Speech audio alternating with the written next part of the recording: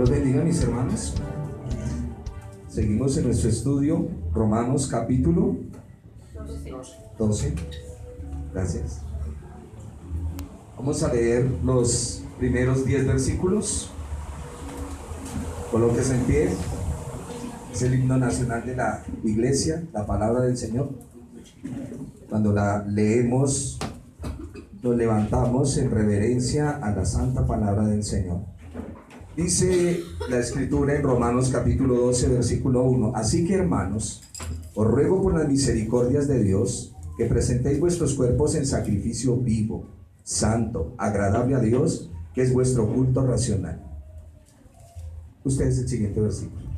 No os conforméis a este siglo, sino transformaos por medio de la renovación de vuestro entendimiento, para que comprobéis cuál sea la buena voluntad de Dios, agradable y perfecta. Digo pues, por la gracia que me es dada, a cada cual que esté entre vosotros, que no tenga más alto concepto de sí que el que debe tener, sino que piense de sí con cordura, conforme a la medida de fe que Dios repartió a cada uno. Porque de la manera que en un cuerpo tenemos muchos miembros, pero no todos los miembros tienen la misma función. Así nosotros, siendo muchos, somos un cuerpo en Cristo, y todos miembros los unos de los otros. De manera que, teniendo diferentes dones, según la gracia que nos es dada, si el de profecía, úsese conforme a la medida de la fe. O si de servicio, en servir, o el que enseña, en la enseñanza.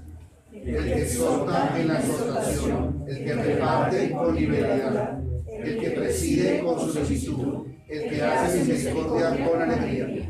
El amor sea sin fingimiento, aborreced lo malo, seguid lo bueno. Amados los unos a los otros con amor fraternal, en cuanto a honra, prefiriéndoos los unos a los otros. Amén. Pueden tomar asiento, mis hermanos. Como diría un expositor llamado Ironside, en el capítulo 8 de Romanos se hizo un paréntesis para entrar a hablarle a Israel sobre la elección, y capítulo 9, 10 y 11 el apóstol Pablo se dedicó a hablar de la elección del remanente y cómo Dios había unido y reunido a todo en Israel, tanto las 10 tribus como las 10 del norte con las 2 del sur. Romanos capítulo 12, versículo 1, Pablo va a utilizar una metáfora sobre los sacrificios. El apóstol en el capítulo 8 nos dijo, ¿recuerdan qué dijo él en el 8? La vida en el Espíritu. Y hay una partecita después del versículo 28 que ¿qué dice?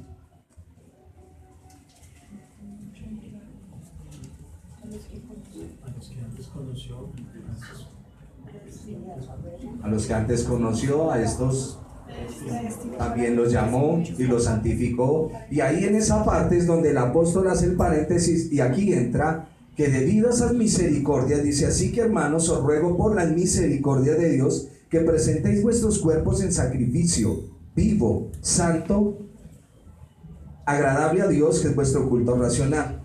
Como les decía, el apóstol, para introducir tanto a judíos como a gentiles, va a hablar sobre los sacrificios en el templo, pero en el verdadero sentido, con el objeto de que se entienda el nuevo sistema de sacrificios en Dios. Es el servicio lógico de la adoración. Les quiero decir algo. En el contexto bíblico hebreo, cuando se habla de la palabra corazón, está conectado a la mente. Corazón está conectado a la mente. Y cuando se va a hablar de los sentimientos, está conectado con el vientre, las entrañas, el hígado, los riñones. Cuando son sentimientos, por eso decimos siento maripositas en el estómago. Recuérdalo, en el contexto griego, cuando se habla de corazón, y en nuestro contexto filosófico, cuando se habla de corazón se habla de sentimientos, pero en la Biblia no es así. En la escritura, cuando se habla de corazón, está hablando de razón, de la mente, del pensamiento. Y él comienza, ¿alguien me puede decir cómo eran los sacrificios en el templo o en el tabernáculo?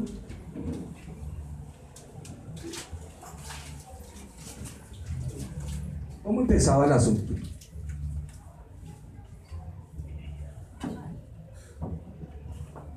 Pues había 2 por día, ¿no? Uno a media mañana y uno a media tarde. O sea, a las 9 y a las 3. Correcto. Y se cogía ¿qué? Un animalito, ¿cierto? Sin defecto. Menor de un año. O sea que era un animalito sin defecto. Desde el momento en que está metido en el corral, es un sacrificio que se escoge y está ¿qué? Vivo. Vivo. Desde el momento que se aparta del corral para llevarlo al sacrificio en el altar, a eso es lo que está refiriéndose el apóstol. Ustedes como corderitos vivos van a ir a presentarse en delante del Señor. Eso es lo que le está diciendo. Van a ir a, miren la Biblia. Os ruego por las misericordias de Dios, como lo leíamos hoy en el Salmo, Dios es misericordioso, porque Él es misericordioso, no hemos sido consumidos, que presenten sus cuerpos en sacrificio vivo. Aquí está tumbando esa idea filosófica de que el cuerpo es malo y que el alma es buena y el alma está atrapada en un cuerpo. Eso es falso. Él está diciendo, presenten sus cuerpos como si fueran esos animalitos que van a ser sacrificados, pero aún sabiendo que lo que usted va a presentar al Señor es una lucha continua dentro de su mente y dentro de su corazón. Por eso les dice que es vuestro culto racional. Esté mirando la escritura. No os conforméis a este siglo, no tomen la forma de este sistema, sino transformaos por medio de la renovación de vuestro entendimiento. Vuelvo otra vez. Todos los sacrificios en el templo deben ser presentados a Dios como vivos y santos. Si vamos a escoger un corderito para ser sacrificado, el cordero tiene que ser ¿qué? Vivo y ya está apartado. Santos están apartados. Primero se da como vivos. Desde el momento en que son seleccionados del rebaño de la manada para el sacrificio, quedan separados como santa propiedad de Dios. Por eso es que Pablo dice, a ver, voy a tratar de resumirle ya. Pablo en el capítulo número 7, ¿recuerdan de qué nos habló? En el capítulo 7, aún desde el capítulo 6. En el capítulo 6, ¿de qué habla él? Usted ya tiene que estar con Romanos en su mente, porque hemos tratado no de profundizarlo espiritualmente, sino que lo hemos visto en su contexto histórico. Vamos al primer capítulo. El apóstol Pablo habla a la humanidad sobre el pecado. Capítulo 2 habla a los judíos sobre el pecado, y en el capítulo 3 encierra a judíos y a griegos bajo el pecado. Por cuanto todos pecaron, no alcanzan la gloria del Señor, no alcanzan ese estatus. Todo ojo está corrompido, toda boca está corrompida. En el capítulo 4, ¿qué dice el apóstol? La justificación. En el capítulo 5, ¿de qué habla? En el capítulo 4 nos habla de por cómo fue Abraham justificado. En el capítulo 5, los resultados, y nos habla de David. Y en el capítulo 6, ¿de qué nos va a hablar el apóstol? O que ya nos habló. De cómo nace el pecado. No que se introdujera, sino que nace. Estamos muertos en el pecado. ¿Y qué más? Y la ley nueva. Que estamos ya muertos.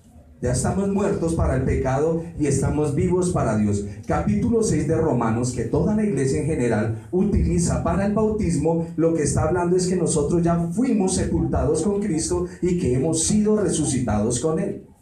Y entonces surge la pregunta en el capítulo 7. Bueno, si yo ya morí al pecado, ¿por qué veo el pecado todavía en mi vida? Y eso es lo que trata en el capítulo 7. ¿Qué dice en el capítulo 7 el apóstol? Una analogía con el matrimonio, y dice que hemos muerto ya a la ley. No que la ley haya pasado, sino que hemos muerto al castigo que traía la ley. Por eso podemos vivir nueva vida, porque es Cristo nuestro nuevo esposo. Amén. Y bajando más, llegando por allá al versículo 24, dice que Él haya una ley en sus miembros que queriendo hacer el bien no lo hace. Hermano, yo he orado para que se me quite esta maña, este vicio, y no se me quita. ¿Y qué dice el apóstol terminando el capítulo 7? Miserable de mí, ¿quién me librará de este cuerpo de muerte? Mas gracias doy a Dios por Jesucristo, su Hijo, en quien me voy a deleitar, y Él me va a ayudar en la mortificación de mi pecado. Es un problema cuando el creyente piensa que al entrar a la iglesia hace una oración de fe y que al mes automáticamente dejó todo. Eso es una mentira y usted lo sabe. Todo verdadero creyente sabe que usted mantiene una lucha continua. Si son las mujeres jóvenes y les gustó la rumba, todavía sigue la lucha. O los celos, o el mal genio, o la mentira, o el chisme. Lo que usted quiera y lo que usted tenga. Con eso es que usted lucha. Esa es su lucha de todos los días. Pero el Señor dice que nos va a ayudar. Y aquí el apóstol, después de estar en el capítulo 8, no vamos a entrar al 9, 10 y 11 porque trata de Israel. Vamos al capítulo 12 y dice que así como en el capítulo 6 nos enseñó sobre la muerte, aquí es ejemplificada de cómo los creyentes deben morir a sí mismos, pero solo de presentarnos a Dios santos, vivos, como cualquier sacrificio. Aquí hay un juego de palabras. Cuando su merced, que es la oveja del Señor, se presenta ante el Dios Padre, Él no te ve a ti como una persona normal. ¿Cómo te ve? Bañado en la sangre del Cordero. Por eso puede ser un sacrificio vivo, santo y agradable. Dios Padre te ve en la sangre de su Hijo. No creas que tú te presentas con tu cara y el Señor dice bien. No, a todos nos ven bañados en la sangre del Cordero. ¿Estamos? Porque la sangre del Cordero es la que nos limpia de todo pecado y de toda maldad. Y aquí es donde comenzamos, porque tenemos que ver cuando el apóstol Pablo comienza a decir que ya no hay circuncisión, pero sí hay circuncisión, que ya no hay abluciones, pero sí hay abluciones. ¿Saben qué son las abluciones, no? ¿Señor? No, todos los ritualismos que tienen que ver con agua, esos son abluciones. Todos los ritualismos que tengan que ver con agua, como lavarse las manos antes de comer, el bautismo, todas estas cosas. Pero Pablo nos va a explicar ahora en el nuevo orden. Cuando digo nuevo orden, es la institución del nuevo pacto. No porque el antiguo pacto, ¿cómo lo explico? Una renovación. Es la renovación, sí. Como cuando decimos, tú sales en la noche y ves la luna y dices, uy, hay luna nueva. O sea que la luna vieja, ¿dónde está? Es un modismo, es una manera de hablar. Y en el nuevo pacto, que es el cumplimiento en el Señor, tenemos que entender, desde ya en la antigüedad sabían que representaba la circuncisión. ¿Qué representaba la circuncisión para el pueblo? Ser apartados, ¿qué más? Pureza. Y el Señor les dice por allá en Deuteronomio, no circunciden el prepucio, circunciden sus corazones. Desde mucho tiempo en la antigüedad el Señor ya les estaba diciendo, porque es que nosotros tenemos la tendencia al ejercicio del sacrificio, y eso no le gusta al Señor. Porque cogemos conductas, tengo que amar, tengo que hacer, tengo que responder, y eso son conductas que tomamos. Siempre hemos dicho que la iglesia del Señor no se mueve por conductas, se mueve por una vida transformada por Él. Por eso es la fe. El creyente teme a su Señor por la fe. Si usted va y le dice a una persona que no conoce de Cristo, que tiene un mal vivir, que está viviendo con la mujer de otro, y usted le dice que eso está mal delante del Señor, ¿él le va a creer? No, ¿por qué? Porque no tiene al Señor y no tiene la fe. Cuando vamos a predicar a una persona de esas, ¿qué es lo que tenemos que activarle a él? La ley. Porque la ley sí está escrita en su corazón. Y ahí darle la sentencia para que reaccione. Un ejemplo, cuando se le habla a una persona que no conoce del Señor, de la muerte, eso lo activa, lo despierta, lo hace reaccionar, porque es algo que ya está establecido en él. Y muchas áreas que podemos estar trabajando en la ley para que las personas lleguen al Señor. Vuelvo al punto. Pablo en el capítulo 6 nos enseñó que debemos morir. En el capítulo 8 vuelve y nos repite. Y en el capítulo 12 vuelve y lo remarca. Dice, ahora, ¿cómo van a morir ustedes? Ustedes tienen que transformar su manera de pensar y tienen que entender lo que la Biblia dice, porque si no lo entienden, ustedes no van a salir de donde están parados. Eso es lo que está diciendo el apóstol.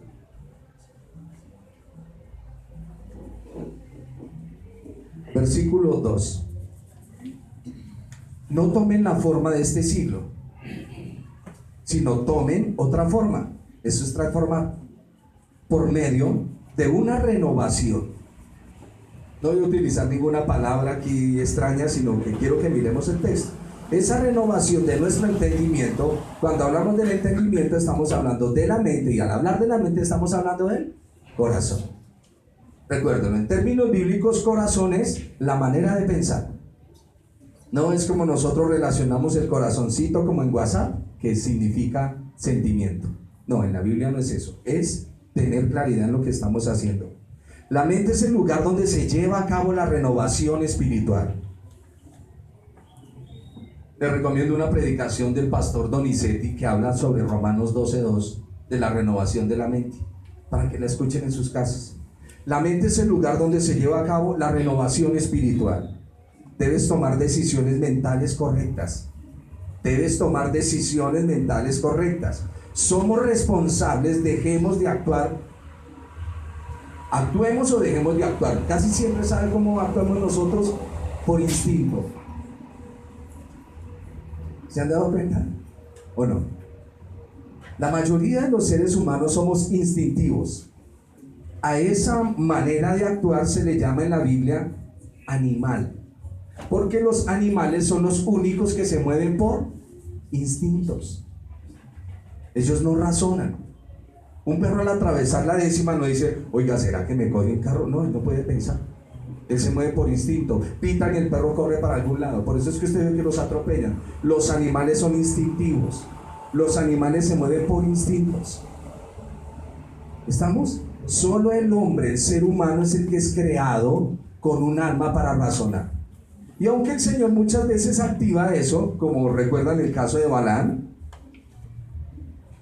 que Balaam llega y le pega al asno y el asno le dice, venga, hágame un favor, no me pegue, sino de que haya un ángel. Sí, el asno le habló. El asno le habla al profeta o al adivino Balaam. Dios muchas veces utiliza los medios que Él quiere para hablarnos. Amén. Pero no con eso usted va a ver a los asnos por allá en el campo hablando. ¿Qué hubo, compadre? No, ellos no hablan.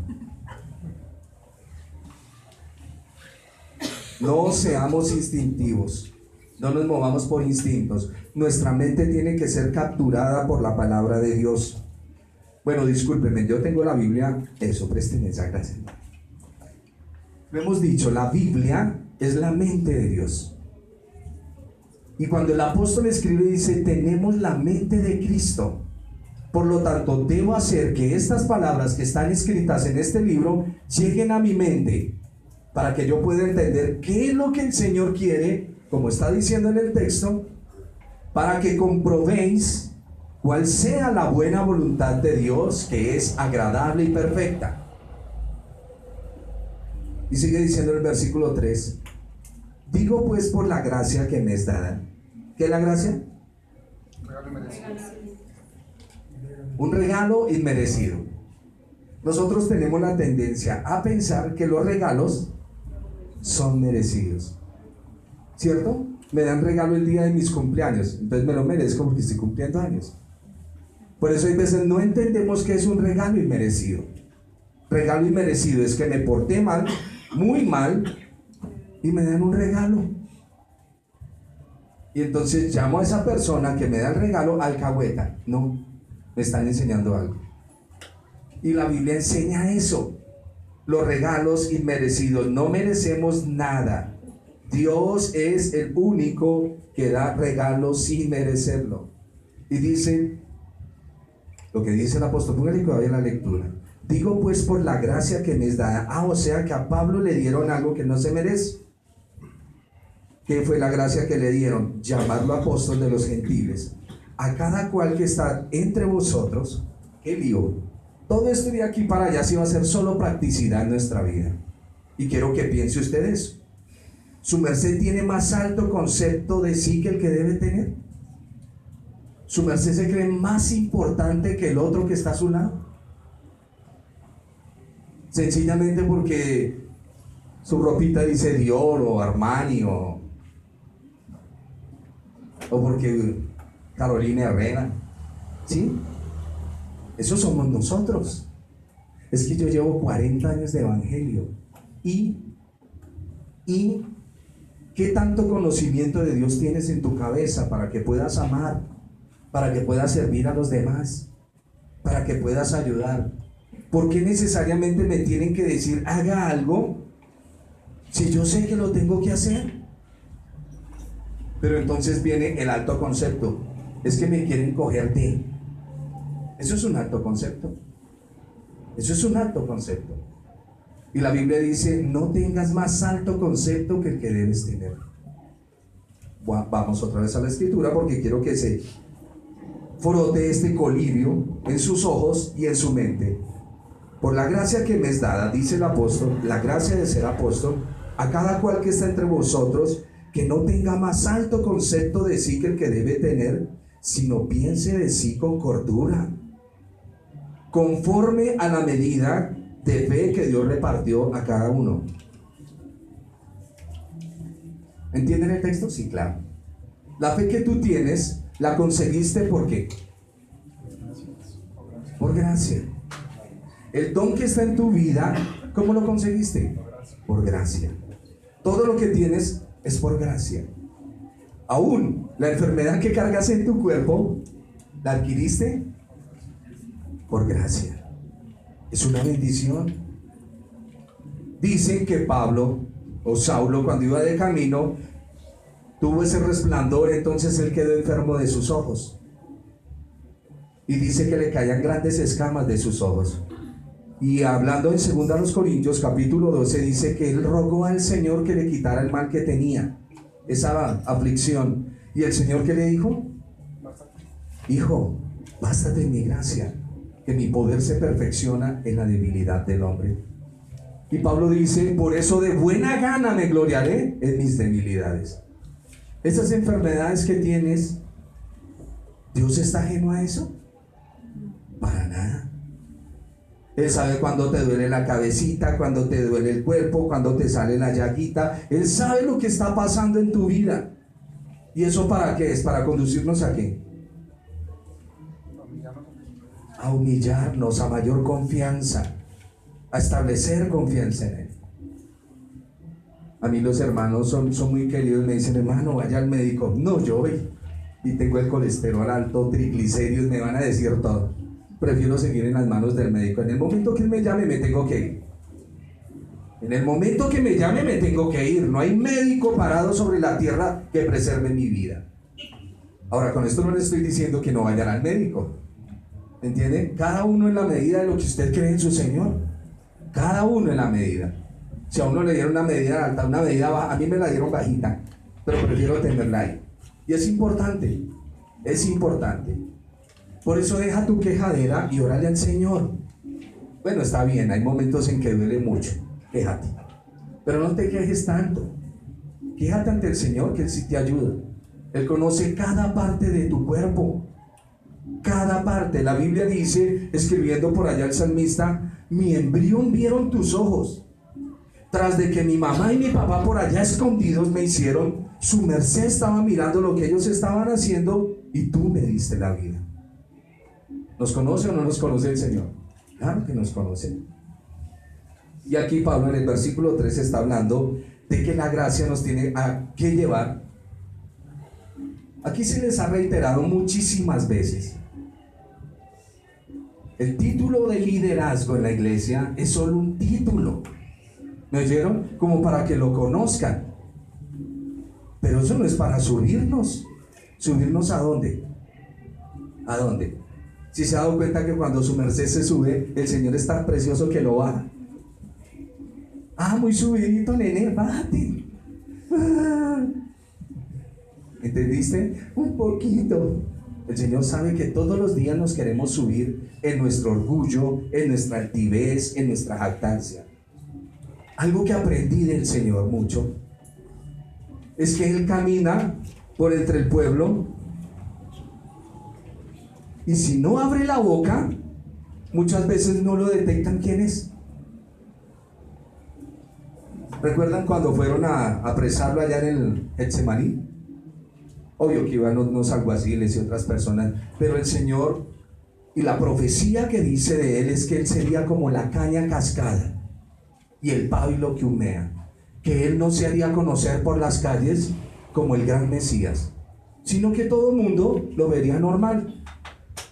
Y así es él, y ese es el modelo. Por eso no llama líderes como el mundo, sino siervos.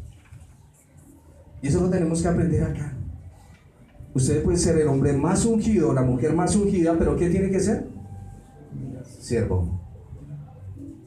Obvio, yo tengo que hacerles una claridad aquí. Ni su merced lindo ni yo me quiero humillar. Por eso el Señor tiene que humillarnos. Usted dice, no, tengo que humillarme ante el Señor. Hasta que no le viene el mal, usted no se humilla. Y ya después de que tiene el problema encima, ahí sí se humilla. Señor, ahí voy entendiendo, ahí voy aprendiendo.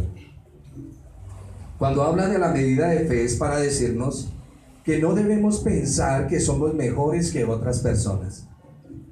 Lo hemos dicho, el hermano mayor levanta al menor en los hombros para llevarlo. Así es que si tú eres fuerte, ya tienes que estar cargando a los otros. Y si estás esperando que te carguen, ¿en qué condición estás? Ninguno se puede creer mejor que el otro en la iglesia. ¿Estamos? Solo háganme así con la cabecita y voy a darme cuenta de que me entendieron. Aquí no hay nadie más grande que nadie. Bueno, en estatura, pero eso tampoco le quita, ni tampoco le pone. Mientras que todos somos espiritualmente iguales a los ojos de Dios. Y aquí viene el otro punto de lo que está hablando el apóstol. Mire su Biblia. Dice, ninguno tenga más alto concepto de sí que el que debe tener. ¿Se aprendió las doctrinas claves? ¿Se sabe tu libro? ¿Ya se siente grande? Lamento decirle que no. ¿Qué sabes más? ¿Ya leíste la institución? Qué bueno, te felicito. Pero hasta que no sirvas, no vas a ser grande. El Señor dijo, cualquiera que quiera ser grande en el reino, ¿qué tiene que hacer? Servir. Como el Señor cogió el hebrillo y lavó los pies de sus discípulos dándoles una enseñanza. Tú puedes creer que eres grande, pero hasta que no le sirvas a otro para que crezca, no eres una persona con estatura.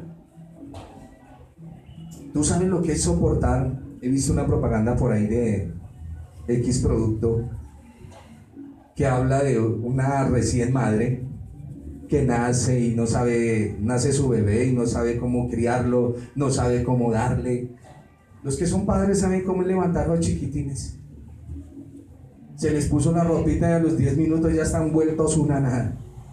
Y uno quería que estuvieran limpiecitos todo el... No, ellos no lo van a hacer. Y así somos, así somos.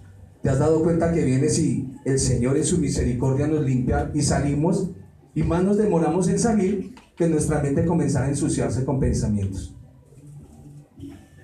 Sigamos acá. Nadie piense más de lo que debe pensar. Y dice conforme a la medida de fe que Dios repartió a cada uno. Porque de la manera que en un cuerpo tenemos muchos miembros, pero no todos los miembros tienen la misma función. Y aquí viene con una analogía del cuerpo. Así nosotros siendo muchos, somos un cuerpo en Cristo. Y todos miembros los unos de los otros. Repito, usa la metáfora del cuerpo humano. Y en el cuerpo humano, ¿qué parte de tu cuerpo no te sirve? ¿El dedo gordo? ¿El pequeñito? No he visto ninguno cortándose una mano porque no le sirve. Todos servimos, por pequeño que sea el miembro, todos servimos. En el cuerpo hay partes que son visibles, pero hay otras que tenemos que tapar también porque son tan vergonzosas que hay que taparlas bien. Y aunque en un cuerpo hayan partes visibles, no quiere decir que es más grande que el otro, todos en una medida. Todos los miembros son importantes por pequeñitos que los veamos. Porque es que nuestro ojo es el predicador, o es el de la alabanza, o es la persona que figura allá adelante, pero hay unos hombres y mujeres sentados que valen muchísimo, pero muchísimo. Y hay veces creamos detrimento hacia ellos, y eso no se debe hacer. Debemos mantener una unidad en el cuerpo del Señor. Vuelvo otra vez. ¿Hay personas importantes acá? ¿Quién es el único importante? Y aunque nosotros nos sentimos muy importantes, ¿qué debemos pedirle al Señor? Que nos ayude a pensar con cordura, que no se nos suba la cuestión a la cabeza. Es que yo soy el líder. Hay veces a mí me empujan. Usted es el pastor, pero dígalo. ¿Pero por qué me empuja allá?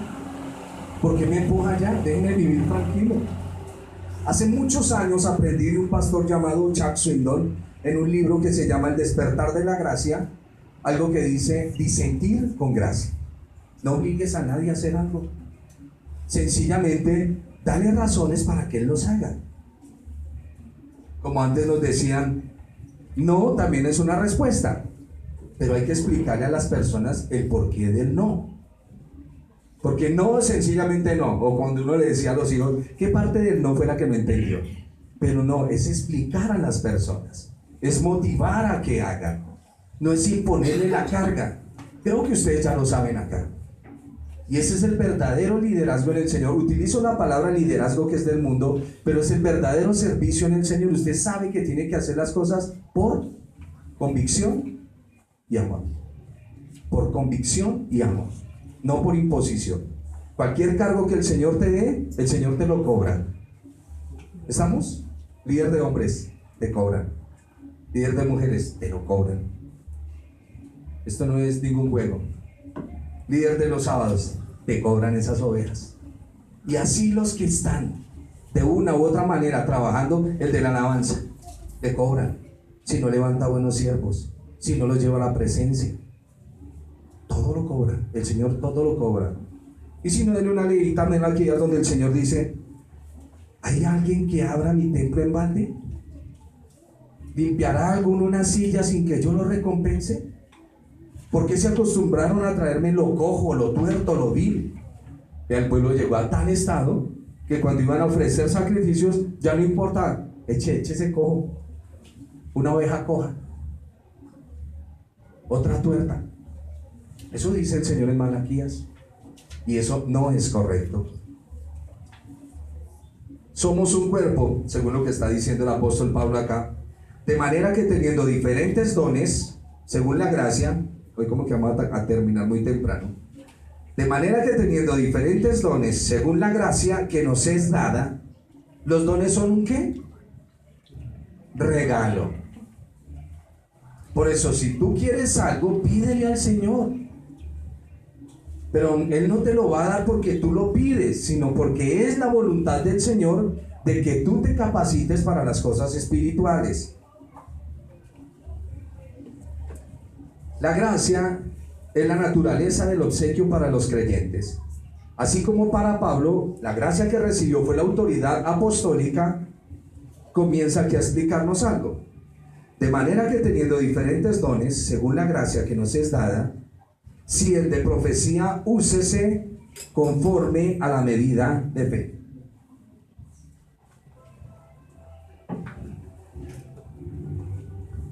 ¿Qué es la profecía?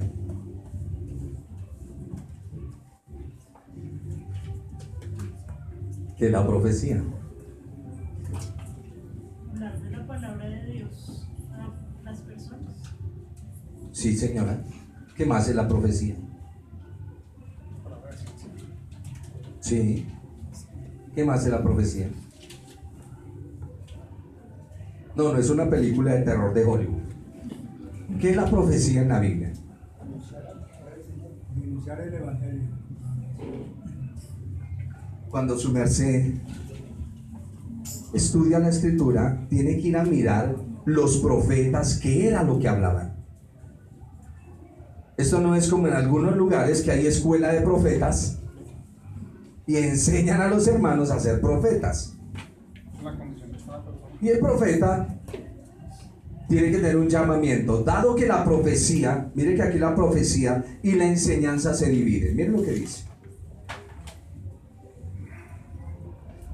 De manera que teniendo diferentes dones según la gracia que nos es dada, si el de profecía, úsese conforme a la medida de la fe. O sea que ese don tiene que ir acompañada de una medida de fe.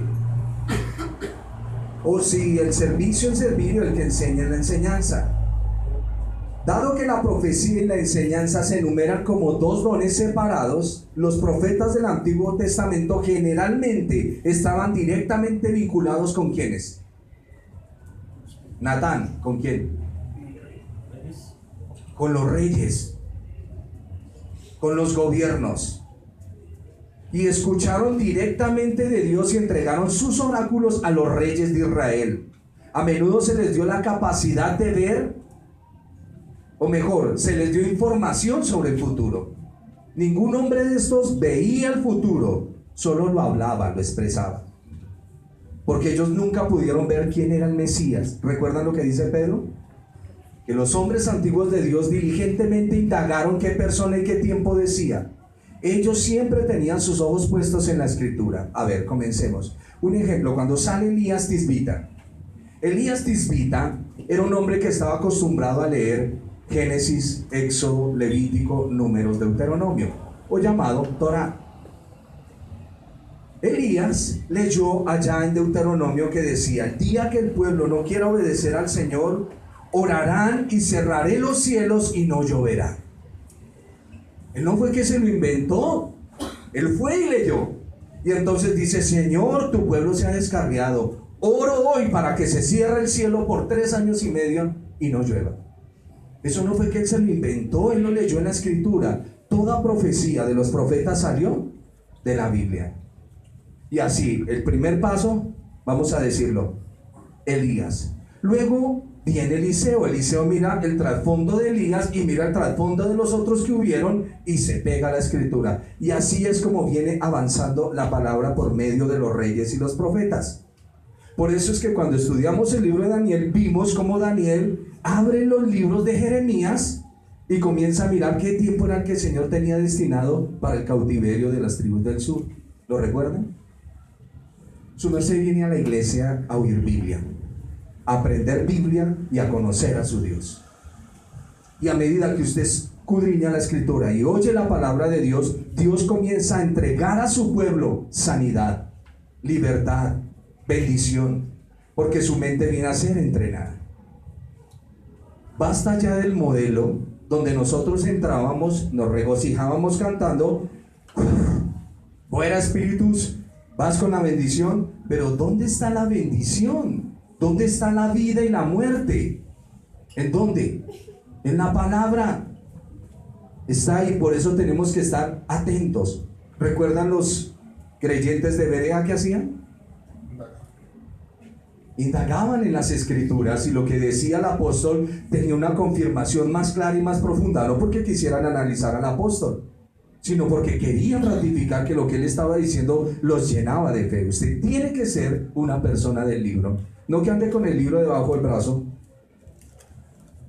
sino que la lleve en su mente y en su corazón. Meditarás en este libro de la ley día y noche, y los pondrás en tu frente. ¿Lo dice o no lo dice la Biblia?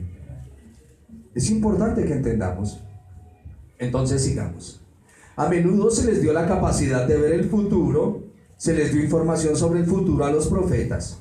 Todavía hay inspiración y revelación de verdades ya existentes que hasta ahora no se habían entendido ni se habían revelado completamente. Ojo con esto. Se han levantado muchos diciendo, creo que para el 21 de septiembre era que se acababa el mundo y moría de una muerte trágica Donald Trump y la Virgen de yo no sé qué, de Torcoroma o yo no sé de dónde les aparecía. Pero eso lo enseña la Biblia. La Biblia dice: hey, medita en la palabra. Yo por un momentico saboreé ese dulce y me metí a mirar, y el Señor me cogió en Deuteronomio y me dijo: ¿usted qué está mirando? ¿Mirando las estrellas? ¿Mirando a Renfán? ¿Qué es lo que usted está mirando? Medite en mi palabra y busque mi presencia. No se ponga a creer en lo que dice. Y es verdad. A uno al rato se le deslizan los pies creyéndole a lo que la gente dice. Y es que claro, todos se lo muestran a uno de la manera que es, entre comillas. Pero debemos estar atentos a la palabra profética más segura. ¿Cuál es? La Biblia. La Biblia. Por eso dice, si les dicen mañana viene el fin del mundo, ustedes tranquilos, tranquilos, porque el Señor ni una jota ni una tilde pasará hasta que todo esté cumplido. Pero si no ha leído la Biblia, asústese y conságrese al santo de su devoción, porque ¿dónde más va a tener su esperanza? Me hizo acordar un día que fui a viajar por allá a Venezuela, y uno tiene que pasar por un sitio que se llama el Alto de la Fría, y esos son unos abismos impresionantes. Yo creo que ese fue el día que más me consagré al Señor, de ver esos abismos. Dije, no, hasta aquí llegué. Y hay veces en las situaciones difíciles es lo que nos sirve para acercarnos al Señor. Hay palabra que viene de Dios en la Escritura que está guardada como profecía. Hay otra cosa que se conoce como palabra de ciencia. Hay iglesias donde usted va a que le den profecía. Pues si le abren la Biblia y le muestran lo que dijeron, correcto, tiene toda la profecía. Pero si le van a decir que mañana o en 15 días va para... Mi hermano, disculpen, usted tiene todos los días asegurados en el Señor. Todos los días, si lee la Escritura. No espere que le digan, como dicen en las iglesias, serás punta de lanza, centro delantero, defensa. Nada de esas cosas. Nada, solo Biblia. Parecemos reformados. Biblia, Biblia y más Biblia. Por eso hay veces no damos tanta publicidad, sino que lo demostramos. Aquí estudiamos la Biblia. Escuchamos lo que dice el apóstol. Sigamos para. Entonces viene el otro don que el apóstol va a hablar, el don de servicio. Estas son unas cualidades. Los dos primeros versículos tratan con respecto a nuestra adoración con Dios. Estos otros versículos tratan de nuestra adoración con los hermanos. ¿Saben qué es adoración, no? Servicio. Eso es adoración. Adoración es servir. El don de servir se entiende más en el ámbito de la adoración en el templo. La gente que servía en el templo. ¿Recuerdan una chica que lloró su virginidad porque tuvo que ir a servir al templo? ¿La recuerdan?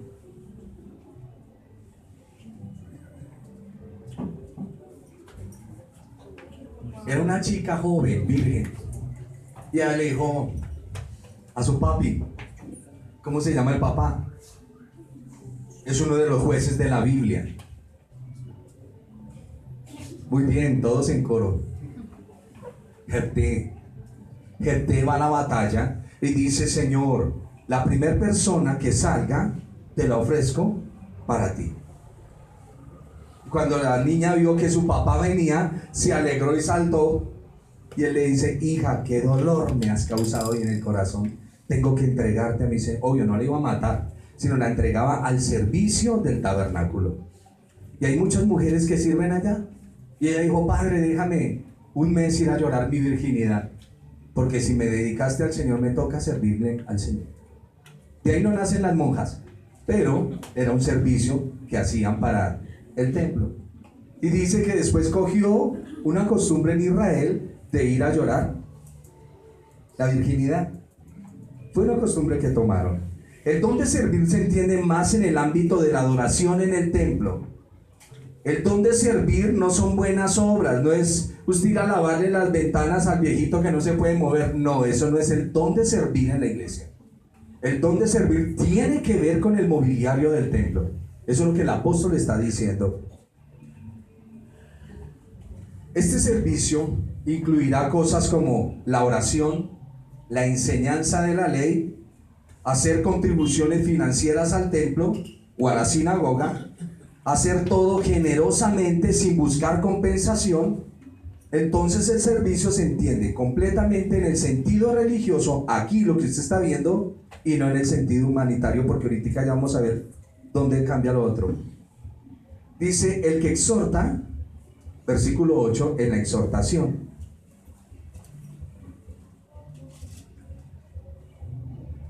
Me faltó el don de la enseñanza. El don de la enseñanza fue el centro de atención durante la época del apóstol Pablo. ¿Recuerdan que él se desempeñó en eso? Iba a las sinagogas y enseñaba. Por todo lado donde él iba enseñando. El propósito de un maestro, óigame los que quieren ser maestros, el propósito de un maestro es instruir a otros sobre los caminos de Dios. Por eso no podemos enseñar mentiras. No podemos decirle a la gente cambios instantáneos, sí de corazón, pero su conducta. Solo mírese usted. Mírese su comportamiento, sus pensamientos. Cuando las cosas no marchan como usted piensa, ¿cuál es su pensamiento? Tal cual es su pensamiento,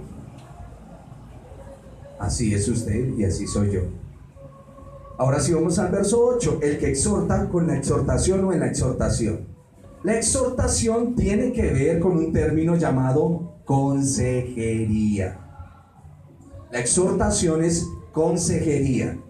En los términos hebreos, el término consejero tiene que ver con exhortación. Y aquí viene un término que nosotros conocemos, la palabra concejal. ¿Sí lo han oído? Un concejal era una persona que daba sermones y se ocupaba más de preguntas sobre la vida, como ¿por qué le pasan cosas malas a la gente buena? Y la naturaleza de la moralidad, la aplicación de las historias de los hombres de la Biblia.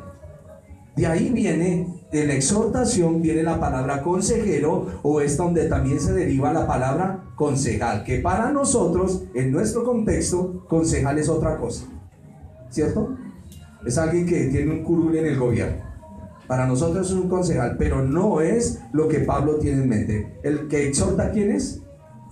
Un consejero. El que exhorta es un consejero. Vamos con el otro, y aquí viene el que les estaba diciendo.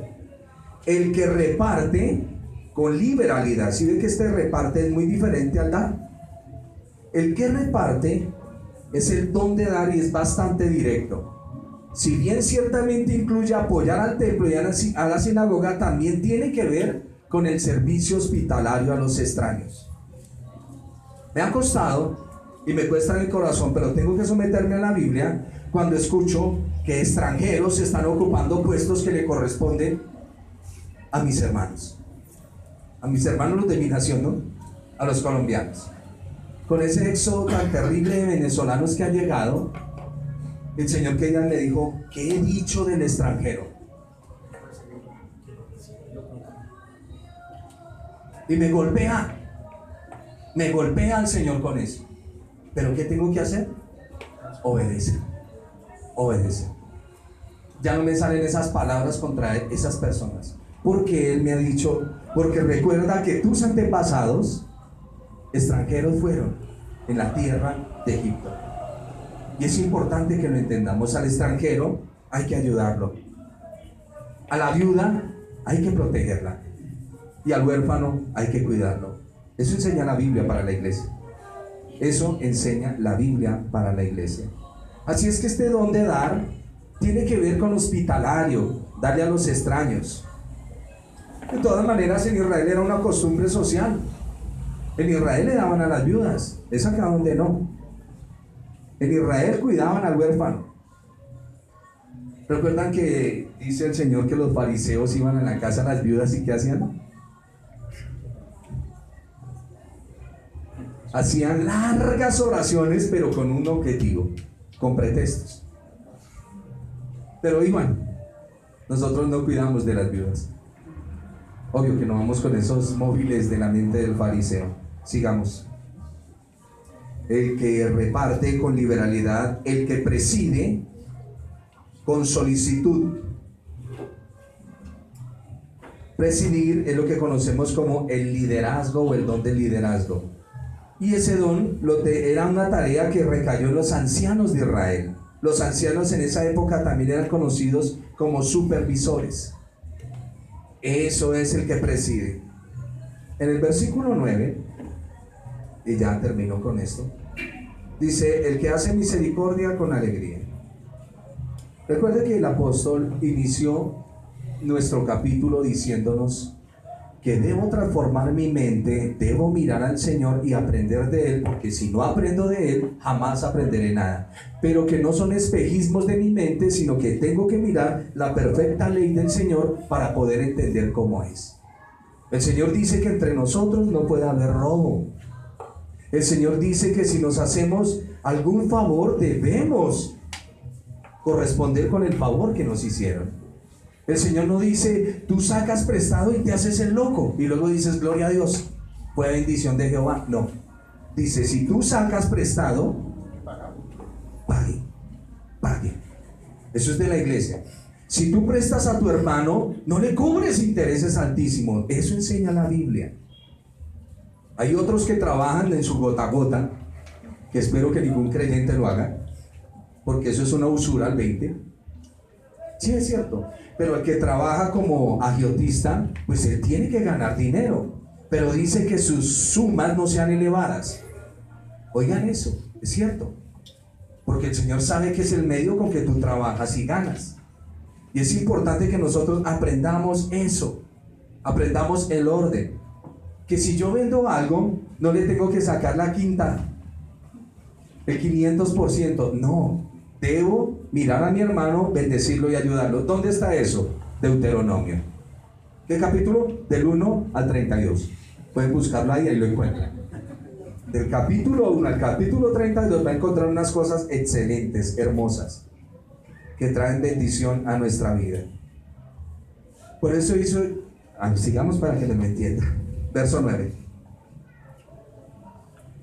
Hermanos y hermanas, el amor sea, ¿cómo nos cuesta? Correcto, sin fingir. Hermano, Dios lo bendiga.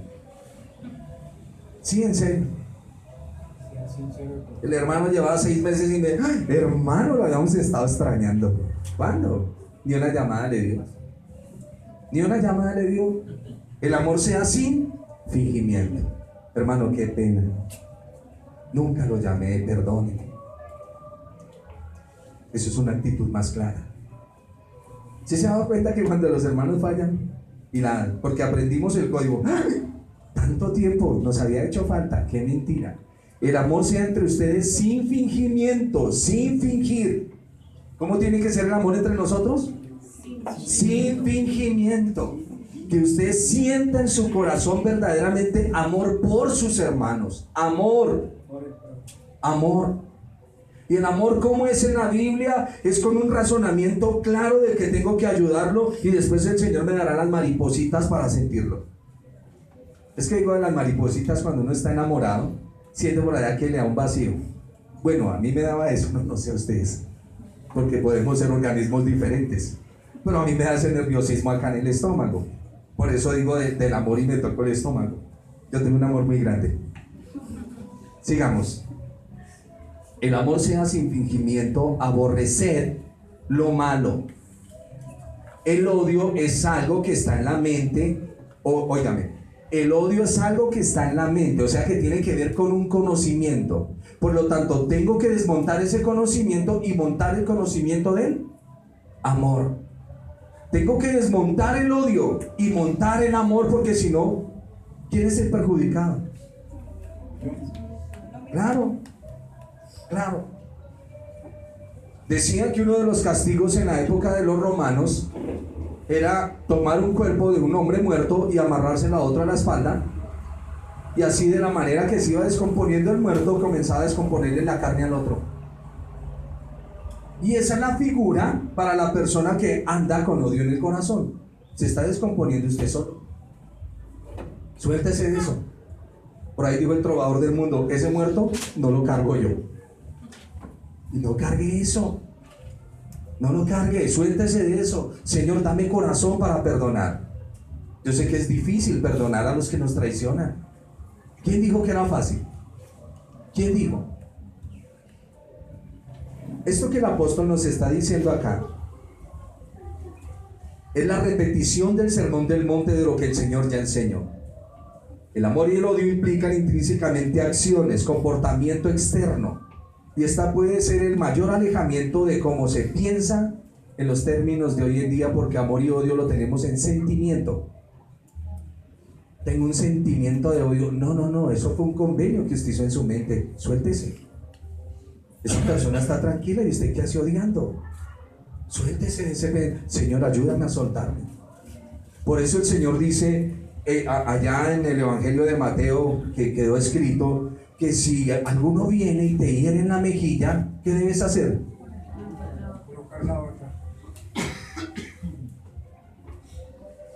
¿Qué problema? ¿Logra ver el problema?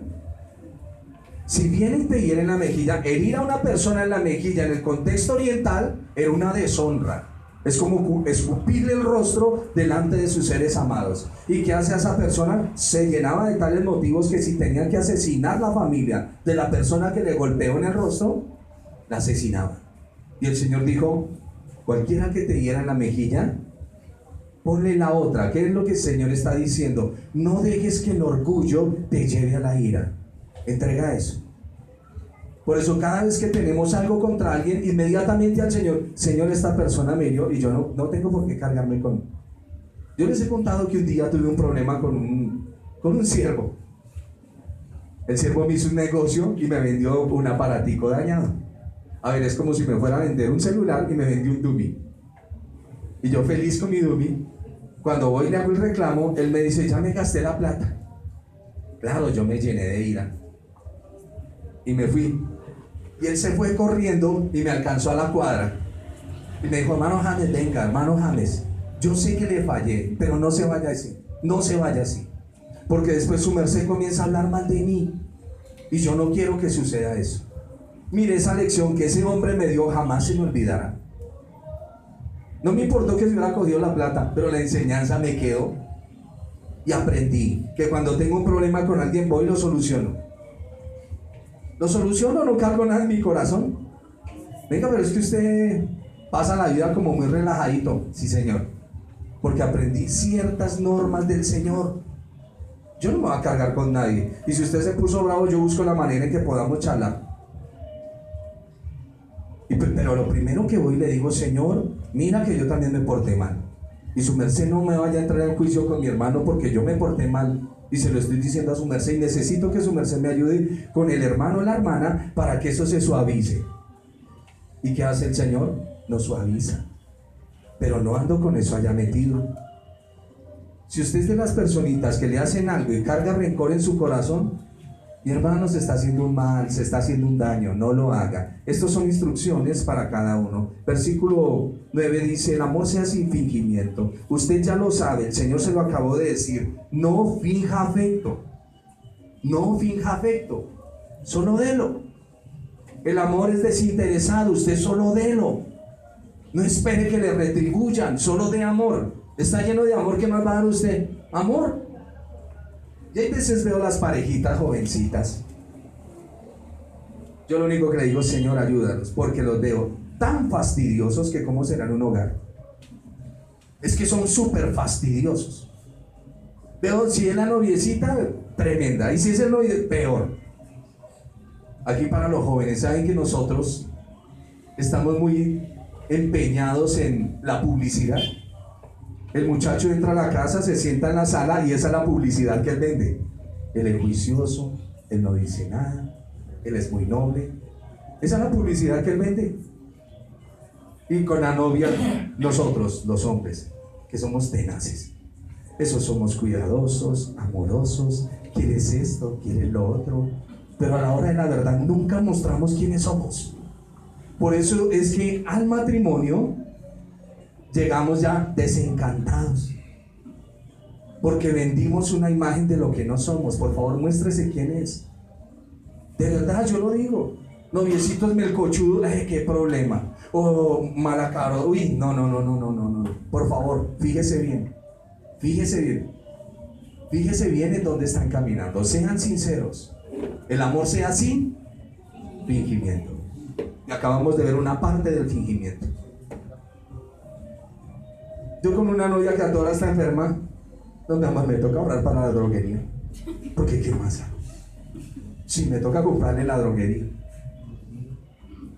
O un noviecito así todo melcochudo, a toda hora no va a ser melcochudo. A veces se va a poner carrasposito. En serio, el amor sea sin fingimiento. Y terminamos. En el versículo número 10. Amaos los unos a los otros con amor fraterno, entre hermanos. En cuanto a honra, prefiriéndoos los unos a los otros. Voy a leer otros 2 versículos. En lo que requiere diligencia, si usted sabe que tiene que hacer algo con premura, ¿cómo debe hacerlo? Diligentemente, no perezosos, fervientes en espíritu, haciendo todo como sirviendo al Señor, gozosos en la esperanza, sufridos en la tribulación, constantes en la oración, compartiendo para las necesidades de los santos, practicando la hospitalidad. Dejo hasta ahí. El apóstol dice: en cuanto les sea posible a ustedes, en cuanto les sea posible, mantengan buenas relaciones con todo el mundo.